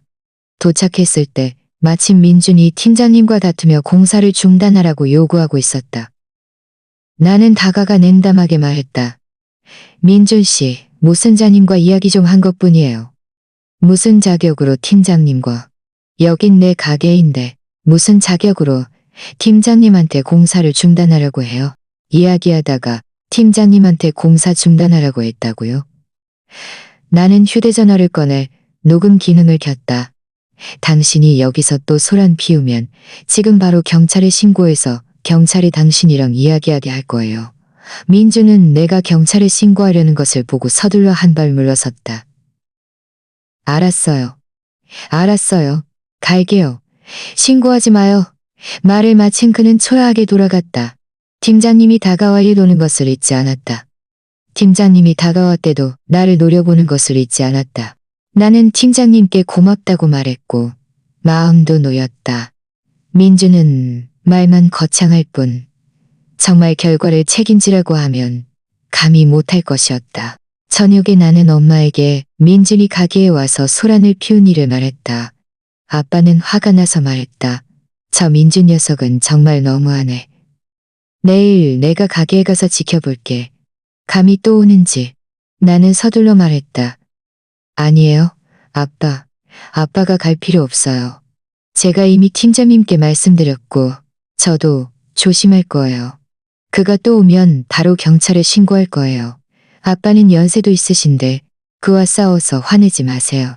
그럴 가치도 없어요. 아빠는 한숨을 쉬었다. 알았다. 그럼 네가 조심해라. 무슨 일 있으면 언제든지 전화해라. 며칠 동안 민주는 다시는 가게에 와서 소란을 피우지 않았다. 아마 내가 정말 경찰에 신고할까봐 두려웠을 것이다. 나는 이 시간을 틈타 인테리어 진행을 서둘렀고 화훼시장에 가서 예쁜 꽃들도 골랐다. 인테리어가 끝나면 바로 개업할 준비를 했다. 어느 날 나는 화훼시장에서 꽃을 고르다가 민준의 직장 동료였던 김지은 씨를 만났다. 예전에 민준이 좌천될 것이라고 알려줬던 그 사람이었다. 김지은 씨는 나를 보고 서둘러 다가와 작은 목소리로 말했다. 이지은 씨, 요즘 조심하세요. 민준 씨가 회사에서 여기저기 당신 험담을 하고 다녀요. 심지어 복수하겠다고도 했어요. 그가 뜻대로 되게 하지 마세요. 나는 웃으며 말했다. 고마워요. 김지훈 씨. 알겠어요. 거기는 지보다 적어요. 그는 조심할게요. 고마워요. 김지훈 씨. 그는 지금 어때요? 정말 좌천된 유군가요? 정말 좌천된 건가요? 김지훈 씨는 한숨을 쉬었다. 네, 부장님이 이미 그와 이야기했어요. 나는 고개를 끄덕였다. 마음속에는 조금의 동정심도 없었다. 이 모든 것은 그 자신의 선택이었다. 그가 처음에 나랑 잘 살았더라면, 바람 피우지 않고 억지를 부리지 않았더라면 오늘날 이런 지경에 이르지 않았을 것이다. 김지훈 씨가 다시 말했다. 이지은 씨도 그와 똑같이 상대하지 마세요. 그는 그냥 소인배예요.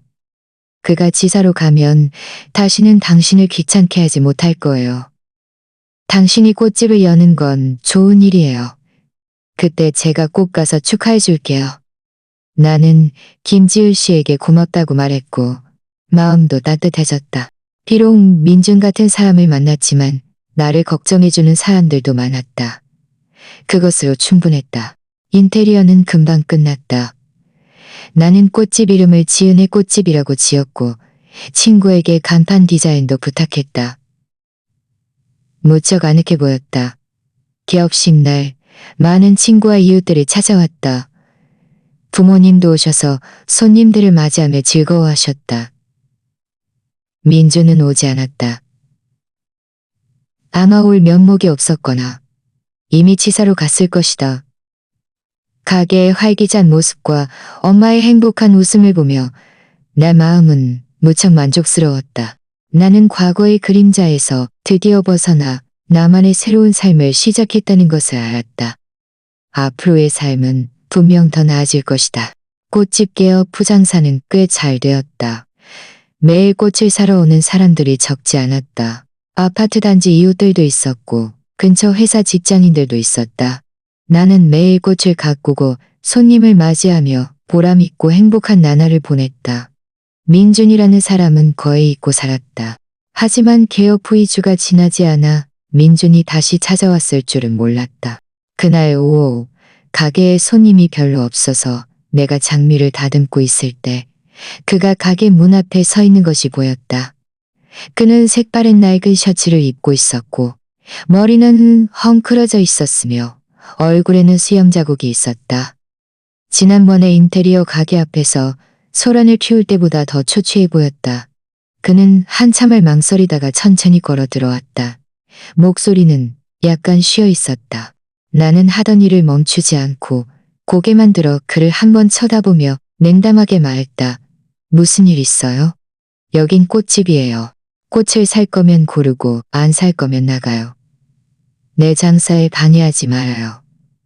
그는 손을 비비며 계산대 옆으로 다가와 고개를 숙이고 말했다. 지은 씨, 제가 잘못했어요. 정말 잘못했어요. 전에는 제가 잘못했어요.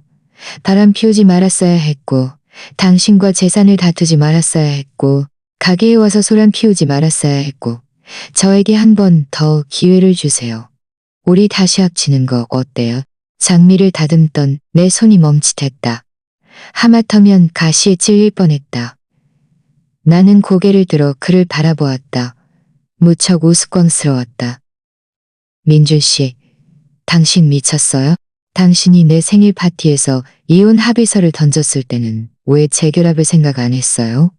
당신이 하늘씨 시켜서 나에게 커피를 끼얹을 때는 왜 재결합을 생각 안 했어요? 당신이 나에게 억지를 부리고 위협할 때는 왜 재결합을 생각 안 했어요? 이제 와서 갈 곳이 없으니 나에게 재결합하자고 하다니 그게 가능하다고 생각해요. 그의 눈가가 한순간에 붉어졌다. 목소리는 약간 울먹이며 말했다. 그때는 제가 홀렸었어요. 하늘씨한테 속았고 돈 때문에 눈이 멀었었어요. 이제야 깨달았어요. 당신이 최고라는 걸. 오직 당신만이 저에게 진심으로 잘해줬다는 걸. 저는 이미 하늘씨랑 완전히 관계를 끊었어요. 그 애는 다시는 우리를 귀찮게 하지 않을 거예요. 회사 쪽도 제가 부장님께 사과드렸어요. 부장님이 저에게 잘하면 나중에 다시 본사로 돌아올 기회가 있다고 했어요.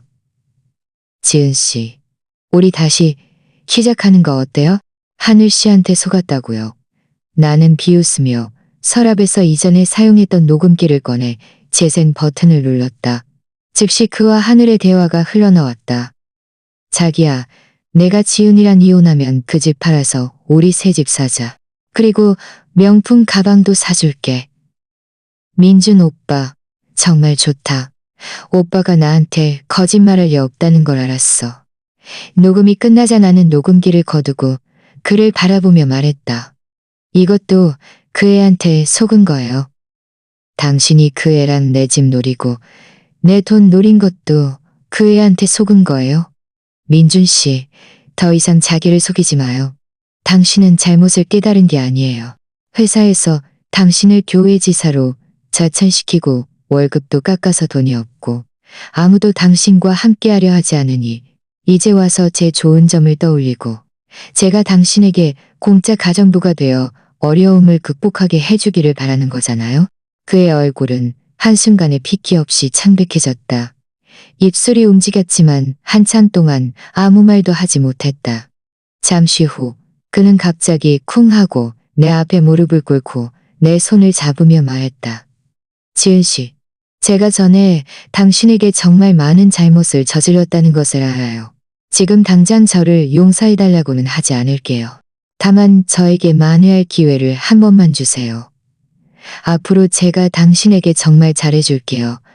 가게도 도와주고 집안일도 도와주고 뭐든지 당신 말대로 할게요. 다시는 당신과 싸우지 않고 다시는 당신을 화나게 하지 않을게요. 나는 서둘러 손을 빼고 한 발 뒤로 물러서며 미간을 찌푸리고 말했다. 얼른 일어나요. 여기서 망신당하지 마요. 여기 내 꽃집이에요. 손님들이 다 보고 있잖아요. 과연 옆 테이블의 손님 2명이 놀란 듯 우리를 바라보고 있었고 어떤 사람은 휴대전화를 꺼내 몰래 사진을 찍고 있었다. 민준도 그것을 알아차리고 천천히 바닥에서 일어섰다. 얼굴에는 당황스러움과 절망감이 가득했다. 그는 나를 바라보며 목소리는 약간 애원하는 듯했다. 지은 씨, 제가 정말 후회하고 있어요. 보세요. 제가 이렇게까지 됐는데 더 이상 당신을 속일 게 뭐가 있겠어요. 저는 그냥 당신과 다시 잘 살고 싶어요. 더 이상 소란 피우지 않을게요. 저를 불쌍히 여겨 한 번만 기회를 주면 안 될까요? 불쌍히 여겨달라고요? 나는 그를 바라보았다. 마음속에는 조금의 동정심도 없었다. 당신이 하늘 씨랑 함께 내 집을 노릴 때는 왜 나를 불쌍히 여길 생각은 안 했어요? 당신이 내 생일 파티에서 나를 망신 주고 하늘 씨 시켜서 나에게 커피를 끼얹을 때는 왜 나를 불쌍히 여길 생각은 안 했어요? 민준 씨, 오늘날 당신의 처지는 모두 당신 스스로 자초한 일이에요. 저와는 상관없고 저는 당신을 불쌍히 여기지 않을 거예요. 나는 잠시 멈칫하다가 다시 말했다. 그리고 제가 모를 거라고 생각하지 마요. 당신이 회사 부장님께 사과했지만 부장님은 당신을 용서하지 않았어요. 당신은 여전히 교회 지사로 가야 하고 월급도 많이 깎였죠. 당신은 자기 몸 하나도 건사하기 힘들어서 이제 와서 저에게 재결합하자고 해서 제가 당신을 먹여 살리기를 바라는 거잖아요. 제가 그렇게 바보 같다고 생각해요? 그는 이 말을 듣고 얼굴이 완전히 무너졌다. 그는 나를 바라보며 눈빛에는 온통 충격이 가득했다. 당신이 어떻게 그걸 알았지? 제가 어떻게 알았는지는 중요하지 않아요. 나는 테이블 위에 빗자루를 들어 문 쪽을 가리키며 말했다. 중요한 것은 저는 당신과 재결합하지 않을 것이라는 거예요. 얼른 가요. 앞으로 다시는 내 꽃집에 오지 말고 다시는 내 삶을 방해하지 마요. 당신이 또 오면 저는 바로 경찰에 신고해서 경찰이 당신을 처리하게 할 거예요. 그는 또 무슨 말을 하려 했지만 나는 이미 휴대전화를 들고 일일이를 누르려는 신용을 했다. 그는 놀라서 서둘러 한 발 뒤로 물러섰다. 나를 바라보는 눈빛에는 온통 절망감이 가득했다. 잠시 후 그는 천천히 몸을 돌려 한 걸음 한 걸음 꽃집을 나섰다. 그의 뒷모습이 가게 문에서 사라지는 것을 보며 나는 안도의 한숨을 내쉬었다. 방금 그에게 잡혔던 손이 아직도 약간 역겨운 것 같았다. 나는 서둘러 손을 씻었다. 옆 테이블의 손님들이 다가와 나를 위로하며 말했다. 아가씨, 잘했어요. 저런 남자한테는 마음 약해지면 안 돼요. 그는 그냥 당신을 속이려 한 거예요. 그에게 넘어가지 마요. 나는 웃으며 말했다. 고마워요. 아주머니. 저도 알아요. 그와 재결합하지 않을 거예요. 손님들이 가고 나서 나는 계산대 뒤에 앉아 밖을 오가는 사람들을 바라보았다. 마음은 무척 평온했다. 민주는 이번에는 정말 나를 다시는 귀찮게 하지 않을 것이라는 것을 알았다. 그는 이미 갈 곳이 없고 더 이상 나에게 억지를 부리거나 위협할 방법이 없었다. 저녁에 가게 문을 닫고 집에 돌아와 부모님께 민준이 재결합을 요구하러 온 일을 말했다. 엄마는 웃으며 말했다. 그 녀석은 정말 갈 곳이 없으니 이제 와서 네 좋은 점을 떠올린 거지. 너는 마음 약해지지 마라. 저런 사람은 절대 변하지 않아. 아빠도 말했다. 맞아, 지은아. 네가 잘했어. 그와 재결합하는 건 불 속으로 뛰어드는 것과 같아. 네가 지금 꽃집으로 뛰어드는데 네가 지금 꽃집을 운영하는 한데 그와 함께 있을 때보다 훨씬 낫지. 나는 고개를 끄덕였다. 부모님의 말씀에 전적으로 동의했다. 민준과 함께 있을 때 나는 매일 조심조심 지냈고 그를 화나게 할까봐 걱정했고 그의 냉담함과 배신을 견뎌야 했다.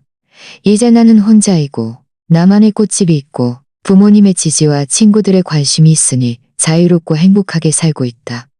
이것이 바로 내가 원하는 삶이었다. 앞으로의 삶에서 여러 어려움을 만날 수도 있다는 것을 알았지만 나는 더 이상 예전의 나약하고 불쌍한 지은이가 아니었다. 나는 스스로를 보호할 능력이 있고 스스로를 더 잘 살게 할 능력이 있으며 나를 걱정해주는 사람들을 안심시킬 능력이 있었다. 민주는 자신의 행동에 대한 더 큰 대가를 치를 것이다. 이 모든 것은 그가 마땅히 받아야 할 결과였다. 나는 그저 내 꽃집을 잘 운영하고 내 삶을 잘 살며 나 스스로를 더욱 행복하게 만들면 된다. 이것이 바로 그에게 가장 좋은 방법이었다. 민준이 내 꽃집을 떠난 지 보름쯤 지났을 때 나는 이전에 공동 친구였던 선우에게서 그에 대한 소식을 들었다. 그는 회사에서 해고되었다고 했다. 그날 선우가 내 꽃집에 해바라기를 사러 왔는데 계산을 할 때 한참을 망설이다가 내게 말했다. 지은 씨, 민준 씨 아직 기억해요. 그 사람 지난주에 회사에서 해고됐대요. 요즘 꽤 비참하게 지내는 것 같던데 내가 꽃을 포장하던 손길이 멈칫했다. 약간 의외였다. 해고됐다고요? 무슨 일이에요? 교회 지사로 좌천된다고 하지 않았어요? 부장님이 원래 그에게 기회를 주려고 교회 지사로 보내서 반성하게 하려 했는데 그가 지사로 간 후 매일 회사에서 농땡이를 피우고 심지어 중요한 프로젝트 보고서까지 잘못 작성해서 회사에 적지 않은 손실을 입혔어요. 부장님이 너무 화가 나서 바로 해고해버렸어요. 심지어 퇴직금도 안 줬대요. 나는 듣고도 아무런 감정의 동요도 없었다. 이 모든 것은 그 스스로 직장을 소중히 여기지 않은 탓이니 남을 탓할 수 없었다. 나는 선우에게 물었다. 그는 지금 어때요? 새 직장 찾았어요? 그렇게 쉽게 직장을 찾을 수 있을 리가요? 선우는 고개를 저었다. 그는 우리 업계에서 이미 평판이 안 좋아요. 많은 회사들이 그의 일을 알고 있어서 아무도 그를 원하지 않아요. 듣자니 요즘 월세도 못 낼 지경이라 친구들에게 돈을 빌리고 있는데 많은 사람들이 빌려주지 않으려고 한대요. 많은 사람들이 빌려주지 않으려고 한대요. 참, 하늘이도 퇴사했어요. 하늘이도 퇴사했어요. 포장한 해바라기를 선우에게 건네며 말했다. 이런 이야기 해줘서 고마워요. 꽃 잘 가져가세요. 그 애도 전에 회사에서 가만히 있지 못하고 몇몇 동료들과 애매하게 굴었고요. 심지어 여기저기 당신 험담을 하고 다녔어요. 나중에 어떤 사람이 그 애가 당신에게 커피를 끼얹었던 일을 부장님께 알렸고 부장님은 그 애의 행동에 문제가 있다고 생각해서 직접 해고하지는 않았지만 여기저기서 그 애를 괴롭혔어요. 그 애가 스스로 못 견뎌서 자진 퇴사했대요. 하늘도 퇴사했을 줄은 몰랐지만 생각해보니 당연한 일이었다. 회사에서 평판이 안 좋으니 계속 있어봤자 아무 의미도 없었을 것이다. 나는 선우에게 말했다. 알겠어요. 그 애가 퇴사한 것도 그 자신의 선택이니 저와는 상관없어요. 선우가 가고 나서 나는 계산대 뒤에 앉아 밖의 거리를 바라보았다. 마음은 무척 평온했다. 민준과 하늘은 모두 마땅한 벌을 받았다. 한 명은 해고되고 한 명은 자진 퇴사하여 모두 힘든 나날을 보내고 있었다. 이것이 그들이 처음에 잘못된 행동을 한 결과였다. 며칠 뒤 나는 시장에 가서 장을 보다가 민준과 마주쳤다. 그는 낡은 외투를 입고 있었고 손에는 비닐봉지를 들고 있었다. 안에는 찐빵 몇 개와 푸성기 한 줌이 들어있었다. 지난번에 꽃집에서 만났을 때보다 더 초췌해 보였다. 눈은 움푹 들어가 있었고 얼굴색은 흑빛이었다. 그도 나를 보고 눈길을 피하며 나를 피해 가려 했지만 실수로 옆 채소 가게 주인이 가장자리에 놓아둔 토마토 더미를 건드려 몇 개가 땅에 떨어져 뭉개졌다. 주인은 한순간에 화가 나서 민준의 팔을 잡고 말했다. 너 길 볼 줄 모르냐? 내 토마토를 다 뭉개버렸잖아. 돈 물어내. 민준은 서둘러 사과했다. 돈 물어내. 돈 안 가져왔다고 함부로 부딪혀도 되는 거냐? 주인은 물러서지 않았다. 미 토마토들 적어도 5만 원어치는데 오늘 반드시 돈 물어내. 민주는 온몸에 땀을 흘리며 주머니를 한참 뒤졌지만 2만 원 남짓한 돈밖에 나오지 않았다. 그는 불쌍한 눈으로 주인을 바라보며 말했다. 이게 전부예요. 어때요? 나머지는 다음에 갚아드릴게요. 주인은 그의 초라한 모습을 보고 더 이상 돈을 받을 수 없다는 것을 받을 수 없다는 가들 수 없다. 다음부터는 길 조심해서 다녀. 민주는 서둘러 돈을 주인에게 건네고 땅에 떨어져 뭉개지지 않은 토마토를 주어 초라하게 돌아갔다. 그의 뒷모습을 보며 내 마음속에는 조금의 동정심도 없었다. 이 모든 것은 그 스스로 자초한 일이었다. 그가 처음에 나랑 잘 살았더라면, 성실하게 일했더라면 오늘날 이런 지경에 이르지 않았을 것이다. 저녁에 집에 돌아와 부모님께 민준을 만난 일을 말했다. 엄마는 웃으며 말했다. 이게 바로 선에는 선한 보답이 있다는 거야. 그가 처음에 너에게 그렇게 대했으니 지금 이런 처지가 된 것은 자업자득이야. 아빠도 말했다. 맞아. 사람은 양심적으로 살아야 해. 나쁜 짓 하지 마. 안 그러면 조만간 답을 받을 거야. 네가 지금 꽃집을 잘 운영하고 행복하게 지내는 것이 그들에게 가장 좋은 반격이야. 나는 고개를 끄덕였다. 부모님의 말씀이 정말 옳다고 생각했다. 이후에 나날 동안 나는 꽃집에 더 많은 신경을 썼고 온라인으로 꽃을 판매하는 법도 배웠다. 장사는 점점 더 번창했다. 때로는 너무 바빠서 엄마가 가게에 와서 손님을 맞이하는 것을 도와주시기도 했다. 우리 모녀는 함께 바쁘게 일하며 무척 행복했다. 한 번은 온라인에서 하늘이 올린 친구 게시물을 보았다. 그녀는 다른 도시로 간 것 같았다. 작은 식당에서 웨이트리스로 일하고 있었다. 글에는 삶은 뜻대로 되지 않지만 계속 노력해야 한다고 쓰여 있었다. 사진 속 그녀는 웨이트리스 유니폼을 입고 있었고 얼굴에는 웃음기가 없었으며 무척 피곤해 보였다. 나는 댓글도 달지 않고 좋아요도 누르지 않았다. 묵묵히 그녀를 차단했다. 그녀는 처음에 잘못된 길을 선택했으니 이제 스스로 결과를 감당해야 할 뿐이었다. 나와는 아무 관계도 없었다. 한 달이 더 지났을 때 나는 민준이 월세를 못 내서 집주인에게 쫓겨나 다리 밑에서 임시로 살고 있다는 소식을 들었다. 그는 여기저기 다니며 내 험담을 하고 내가 잔인하고 냉정해서 그를 도와주려 하지 않는다고 말했다. 어떤 사람이 이 말을 나에게 전해줬지만 나는 그저 웃어넘겼을 뿐 마음에 두지 않았다. 그는 이제 나를 험담하는 것으로밖에 스트레스를 풀지 못할 것이다. 나는 민준과 하늘의 삶이 점점 더 힘들어질 것이고 나의 삶은 점점 더 나아질 것이라는 것을 알았다. 나는 이미 과거의 그림자에서 완전히 벗어나 나만의 새로운 삶을 시작했다. 나는 내가 계속 노력하고 계속 선량함을 유지한다면 미래는 분명 더 행복해질 것이라고 믿었다. 때로는 저녁에 가게 문을 닫고 집에 돌아오는 길에 길가의 가로등을 보며 예전에 민준과 함께했던 나날을 떠올리곤 했다. 그때의 나는 늘 조심조심 지냈고 늘 스스로를 희생했다. 하지만 이제는 더 이상 그렇게 하지 않아도 된다. 나는 내가 좋아하는 일을 할 수 있고 내가 좋아하는 삶을 살 수 있다. 이런 느낌은 정말 좋았다. 나는 또한 한 가지 진리를 깨달았다. 여자는 언제나 자아를 잃지 말아야 하고 남에게 의존해서는 안 된다.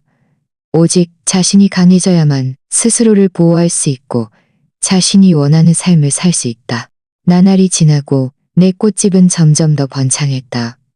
처음에는 아파트 단지 이웃들과 근처 회사 직장인들만 꽃을 사러 왔지만 나중에 내가 포장한 꽃이 예쁘고 가격도 합리적이었으며 손님의 요구에 맞춰 적절한 꽃을 추천해주자 단골 손님들이 많이 생겼다.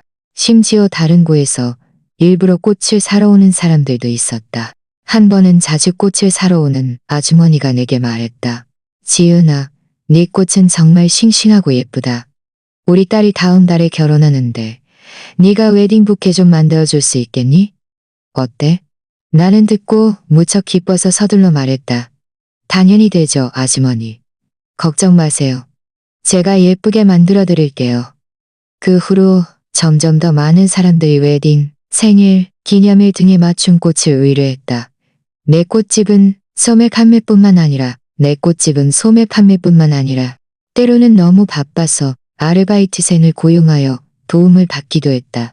부모님은 내가 이렇게 바쁜 것을 보고 무척 기뻐하셨다.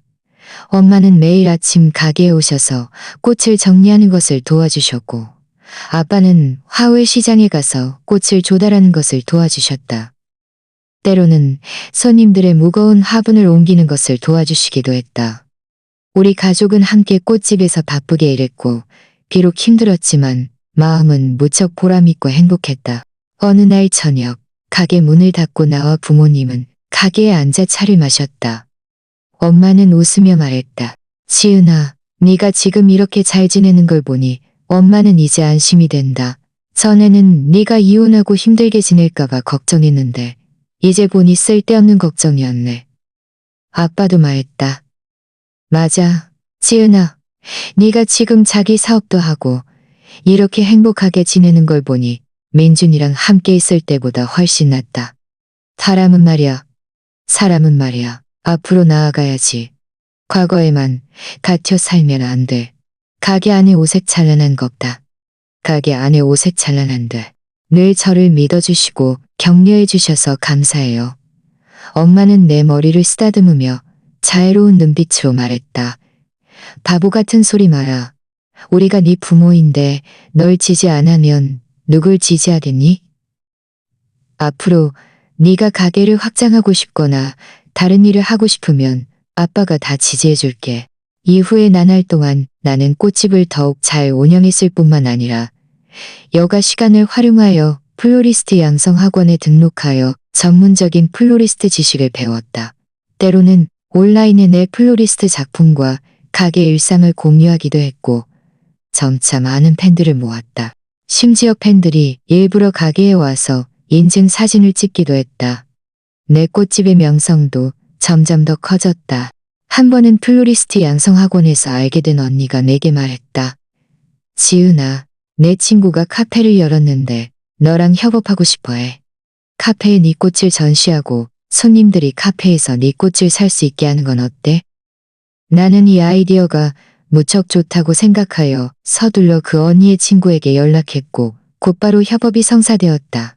내 꽃은 카페의 분위기를 아름답게 만들었을 뿐만 아니라 나에게 더 많은 고객을 안겨주었다. 삶은 점점 더 순조롭게 흘러갔고 나는 과거의 불쾌한 일들을 완전히 잊었다. 때로는 민준의 소식을 듣기도 했다. 그는 여전히 직장을 찾지 못하고 막노동으로 생계를 유지하고 있으며 때로는 밥조차 제대로 먹지 못한다고 했다. 하늘도 소식이 없었다. 듣자니 다른 도시의 식당에서 일하는 것도 오래가지 못하고 여러 번 직장을 옮겼다고 했다. 나는 이 소식들을 듣고도 마음속에 조금의 도금을 돋구고 했다. 나는 지금 그저 내 꽃집을 잘 운영하고 부모님과 잘 지내고 매일을 잘 살아가고 싶을 뿐이었다. 어느 날 내가 꽃집에서 꽃을 포장하고 있는데 낯익은 그림자가 들어왔다. 예전에 민준과 같은 회사에 다녔던 김지훈 씨였다. 김지훈 씨는 웃으며 말했다. 이재은 씨, 오랜만이에요. 꽃집이 정말 점점 더 잘 되네요. 나는 서둘러 그를 앉히고 탈을 한 잔 따라주며 말했다. 고마워요. 어떻게 오셨어요? 꽃 사러 오셨어요? 어떻게 오셨어요? 참, 제가 말해줄 게 있어요. 민준 씨가 요즘 고향으로 돌아간 것 같아요. 듣자니 여기서는 도저히 버티기 힘들어서 부모님이 부르셨대요. 나는 고개를 끄덕이고 더 이상 묻지 않았다. 김지훈 씨가 다시 말했다. 그가 고향으로 돌아가기 전에 회사 동료 몇 명에게 돈을 빌리려 했는데 아무도 빌려주려 하지 않았어요. 다들 그가 너무 무책임하다고 생각했죠. 이제 그가 가시는 당신을 귀찮게 하지 않을 거예요. 나는 웃으며 말했다. 그가 오든 안 오든 저는 지금 잘 살고 있어요. 그는 저에게 더 이상 영향을 미칠 수 없어요. 김지훈 씨는 나를 바라보며 감탄하는 눈빛으로 말했다. 이지은 씨, 정말 존경스러워요. 이혼 후에 침울해하지 않고 오히려 이렇게 잘 지내다니. 다른 사람 같았으면 아마 아직도 슬퍼하고 있을 거예요. 나는 가게 안의 꽃들을 보며 웃으며 말했다. 슬퍼해도 소용없어요. 삶은 계속되어야 하니까요. 과거의 고통 속에 갇혀 있기보다는 스스로를 더 잘 살게 하기 위해 노력하는 게 낫죠. 지금 저는 나만의 꽃집이 있고 부모님의 지지와 이렇게 많은 친구들의 관심이 있으니 무척 행복하다고 생각해요. 김지훈 씨가 가고 나서 나는 계속 꽃을 포장했다. 햇살이 유리창을 통해 꽃집 안으로 쏟아져 들어와 오색찬란한 꽃들과 나의 몸에 따뜻하게 비쳤다. 나는 나의 새로운 삶이 이제 막 시작되었고 앞으로 많은 아름다운 일들이 나를 기다리고 있다는 것을 알았다. 나는 또한 한 가지 진리를 깨달았다. 여자는 가장 중요한 것이 남에게 의존하는 것이 아니라 스스로에게 의존하는 것이다. 오직 자신이 강해져야만 어려움에 직면했을 때 물러서지 않고 배신을 당했을 때 무너지지 않으며 자신이 원하는 삶을 살 수 있다. 예전에 나는 늘 민준주의를 맴돌았고 늘 스스로를 희생하며 자아를 잃었다. 이제 나는 나만의 사업이 있고 나만의 추구가 있으니 점점 더 자신감 있고 나만의 추구가 있으니 점점 더 자신감 있고 내 꽃집이 점점 더 잘 되고 내 삶도 점점 더 잘 되고 내 삶도 점점 더 잘 되고 그 불행했던 과거들, 나를 상처 입혔던 사람들은 모두 내가 성장하는 과정의 디딤돌이 될 뿐 나를 더욱 강하고 더욱 훌륭하게 만들어줄 것이다. 저녁에 집에 돌아오는 길에 나는 길가의 가로등을 보며 오가는 사람들을 보며 마음속에 희망이 가득했다. 나는 내가 계속 노력하고 계속 선량함을 유지하고 계속 삶을 사랑한다면 나의 미래는 분명 내 꽃집의 꽃들처럼 생기로 가득하고 햇살로 가득하며 아름다움으로 가득할 것이라고 믿었다.